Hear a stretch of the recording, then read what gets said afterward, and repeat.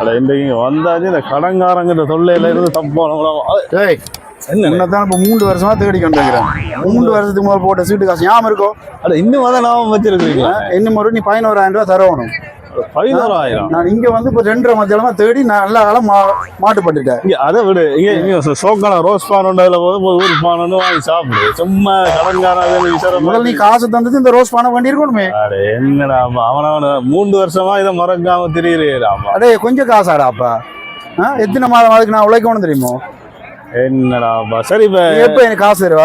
என்னட்டே காசு இல்லையடாப்பா. நான் என்ன செஞ்சேன்னா வீட்டை இருந்து ஒரு தேங்காயை கொண்டு வந்து தேங்காயை வந்து அதுல கொடுத்து கச்சானை வாங்கி கச்சானை அங்க கொடுத்து வண்டிக்காயை வாங்கி வண்டிக்காயில கொடுத்து ஒரு முருங்கைக்காய் வாங்கி அப்படியே முருங்கைக்காய் அங்க கொடுத்து பானை வாங்கிட்டு வாங்க. இப்படியே அதையும் சுத்தமாத்து விட்டு கொண்டே தெரியுற. இருந்துறதுக்கு இடம் இல்ல. உனக்கு இப்ப காசு தானே வேணும். சரி வா இப்படி நடப்போம். இதை கொடுத்து எதுவும் தேர்தாண்டு வாப்பா. எனக்கு அவ்வளவு காசு சேரும். நீ அதை சுத்தி சுத்தி இதை கொடுக்க. அடே சிறுகத்தில சேர்த்தாதான் பெருசா வரும். மிசரா மாதிரி யோசிச்சு வா. எவ்வளவு தருவேன் இப்ப வா. நீ இது எவ்வளவு போதோ அதை பாத்துக்கிட்டு தட்டுறதான் என்னடா வாங்கி ஒரு போத்தலோண்டு கிலோ எடுத்து நான் இதை போட்டு செய்வோம்பா.